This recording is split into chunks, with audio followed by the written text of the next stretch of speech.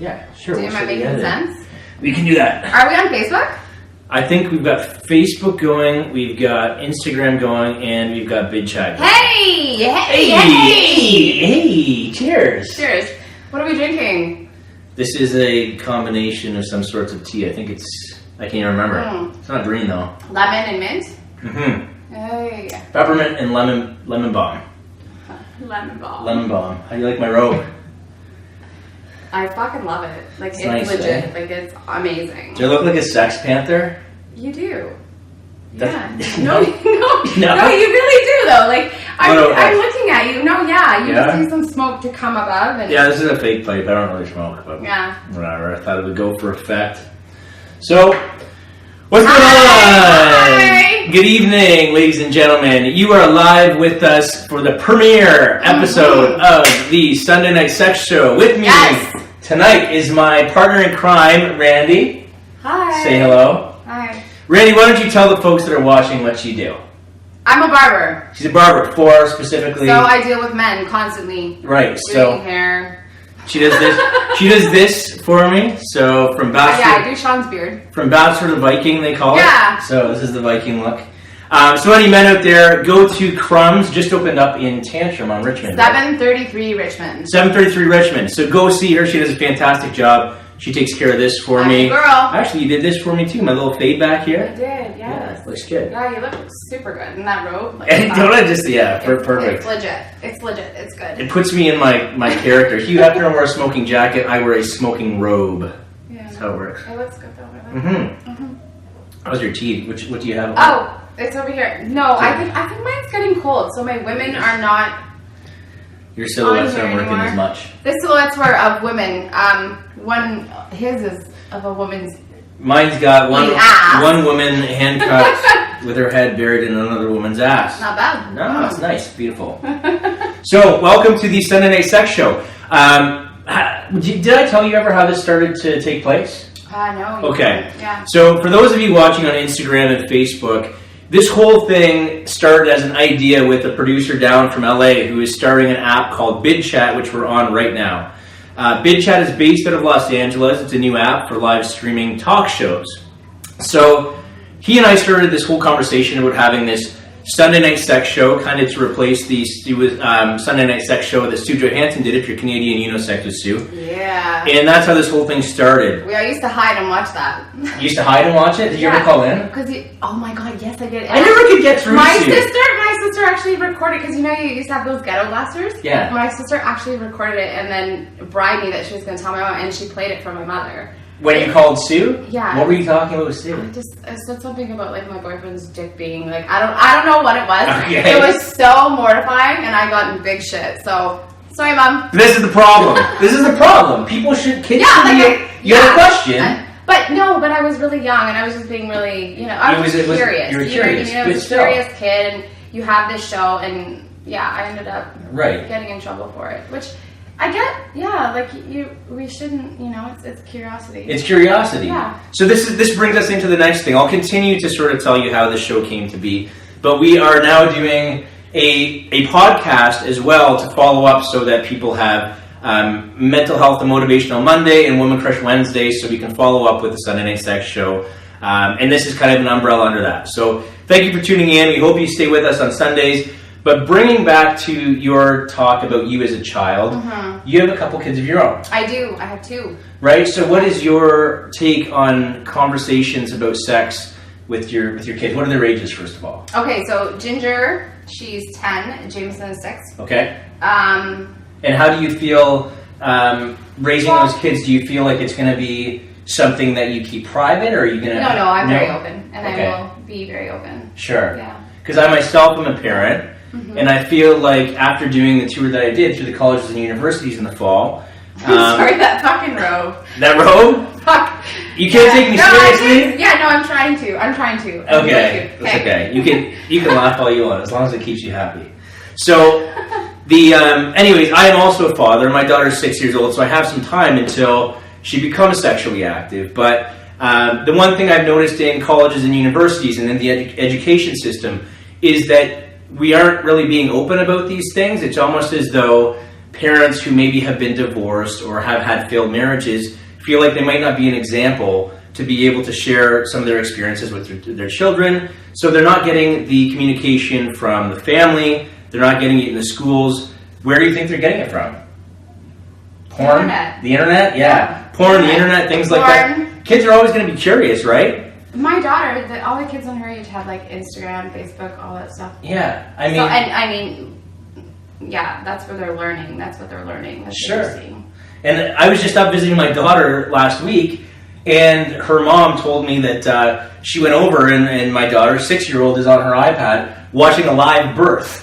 And she was like, obviously she took it away. But this is the thing that's happening. Kids are curious. They stumble onto things, right? No, I know. And it's scary, though. Yeah. So anyways.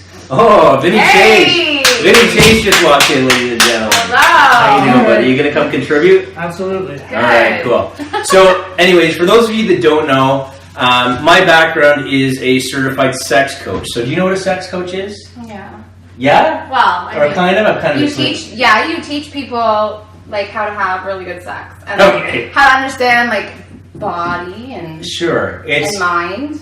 Mind is a big one. You just tell me what it is. Mine is a big one. Mine's a big one. Sex coaching, not to be confused with sex therapy, and it's not to be confused either as the type of coach that. So maybe I was talking more therapy lines. Yeah, people kind of get it confused, and the difference is. First of all, it's also not the kind of coach. A lot of people say, "Oh, well, will you come in my bedroom and coach me like you would on the soccer field?" It's not kind of. That's not that way. I mean, I suppose. Like that? I suppose we could. I mean, that's one of the things about being a coach as opposed to a therapist is we can come to your house and we can, if you're curious about sex toys, we can go on that adventure and say. You can with couples. You can with couples, show them how to use them. Yeah. Get out. Yeah, sure you can. Get out. So we have a little more freedom than therapists do because you're typically confined to a clinical setting. And the thing is with coaching, we don't really go back and dig into your past emotions. We listen to them, but if something happened, if you had a trauma in childhood, right. We usually say, okay, well, if you have anything that you want to express now, then let's do that. But if the goal is to get you to be able to have multiple orgasms or last longer in bed, then let's just focus on that. And so it's results driven, and it's a very short process for the most part. Okay. So you work on setting up a game plan, goals, and accomplishing those goals. Right. So that's what sex coaching is to anyone that's curious about that. I hope that feel free to ask away. It's a very unique field. It's new. It's up and coming. Think about life coaching, but in a niche more interesting, in my opinion. In my opinion, too. Absolutely. You have to have like good sex. You have to have. Sure. Yeah. Sex is important. It's so important. Like we wouldn't be here if your parents didn't fuck. Yeah. If your parents didn't fuck, you wouldn't be here. You wouldn't be here right now. So hiding and dancing around the topic, probably not the best idea. Anyway, so let's get right into it. We thought, hey, how are we going to lay out this show? And I thought it's Rhandi's first time on the show. Yeah. That's clear. Yeah. You're gonna ease me. I'm like super slow. Ease her in. She's a little bit nervous. We want her to feel comfortable. And to all of you out there, we're more than happy to have guests on and take questions. If you want to email us, we are the Sex and Suicide Podcast at gmail.com, right? Or sorry, just Sex and Suicide. I'm looking at you, Vinny Chase. Yep, yeah, we're looking at you. Fucking contribute. Speak up. Is it a podcast? I'm talking about email. The email. I know. Okay, Sex and Suicide Podcast at gmail.com. Vinny Chase is high. Don't worry about him. Anyway, what I want to talk about tonight is let's just talk about. You told me an interesting story earlier. You went to the bar last night. I did, yeah. I don't go often, and I finally did, yeah.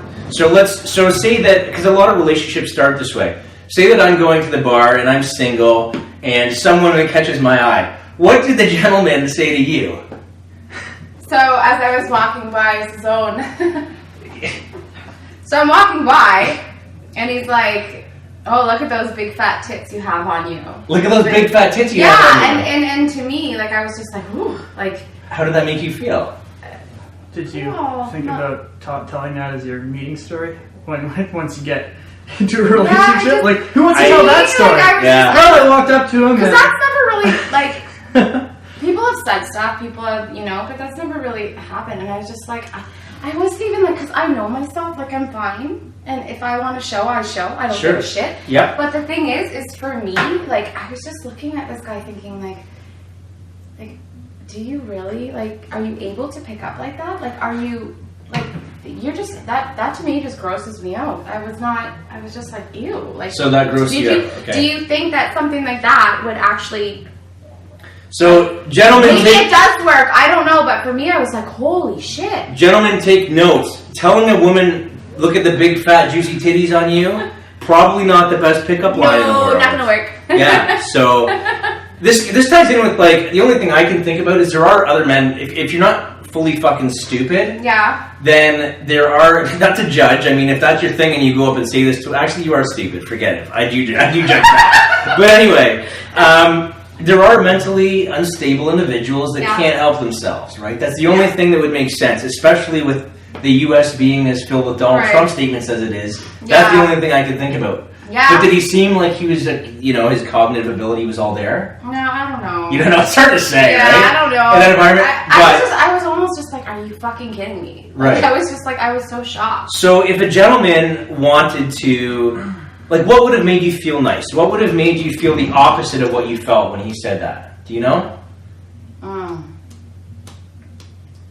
Not really? Not off the tip of your tongue? No, I don't know, because you get like your comments like, oh, you look beautiful tonight. Sure, and those are kind of boring too, right? Or do you like being told that you're beautiful? Or does it depend on the person? I think every woman likes, like, if like you look nice, oh, you look beautiful tonight. Well, sure, sure. It feels good, but... I think that a lot of men... I don't know if there's anything, because like, I mean, if I was out to like pick up or whatever, I don't know. Maybe just a simple hi, I think conversation. What do you think, Vinny Chase? What's your approach? I think it's going to change depending on the woman that you approach. I know some girls, if you went up to them and were like, oh, you look gorgeous tonight, they'd be like, wow, like, they'd be kind of turned on by that. But I know other girls who probably get hit on by guys like that, like, 20 times a day if you're a server or something like that. Yeah, I guess so. So if you're used to the comments... So if you're a beautiful woman and you're used to being told you're beautiful, it's probably less effective. Yeah, and I think that there's a level of... That's really, Yeah. Because you just like really like come up with something. Sure. Yeah, sure. I agree. I think that... And that's not being snobby. That's not... It's just like... Right. Yeah, like I said, like a simple hi. Like, and I think it depends on the motive for you giving a compliment too. Like, I mean, if you've been hearing that your whole life, right? You're just going to be like, oh, okay, well, there's another guy who wants to get in my pants, right? Sure. Whereas if it comes from a genuine, sincere place, right? Yeah. Well, he probably still wants to get in your fucking pants. Right, but I think you can give a woman a compliment. There's a lot of men. Okay, give us some fucking credit. Okay, sorry. Yeah, there's some men out there that are actually looking for a stimulating conversation more so than getting. Really? See, I don't know. I feel that way now. Maybe not 2 years ago, but like you want like conversation. You don't want to. You don't see an attractive girl like, oh my god, like I want to take her home. No, I don't. Want conversation with her. I don't look for women just to go and fuck anymore. Build it. No, I look for a woman to. Yeah. Like I'm a firm believer that a lot of guys that are going out and trying to put notches in their belt, that's a huge insecurity. I believe that it's something that they need to validate themselves as humans. To be honest. Yeah. I mean, I could be wrong. This is my opinion, but I think that it's much more rewarding, and you have better sex. Not just sleeping with the woman once, but actually embracing them, and this goes for any relationship, whether you're heterosexual or homosexual, whatever. Love is love, and I think that when you bring people back, you want to get to that comfort level where you are having great sex. I know. I don't think, right? I mean, if you have great sex the first time and once, I mean, I'm sure it's rare, but it does happen. Can you have a one night stand and have great sex though? See, like as a man, right? I think it's possible. I don't think I've ever had. I think horrible one night stand sex. You've had a lot of one night stands. Haven't you? In the past, I've had a few, but like, I guess but I mean, at the same time, it was just, I was drinking then, I was young, it was kind of the thing that a lot of people did. You're trying to find yourself in the worst possible way, but that's what you did. And I think the best sex I've ever had has been in relationships after. When you have that connection with somebody. 100%.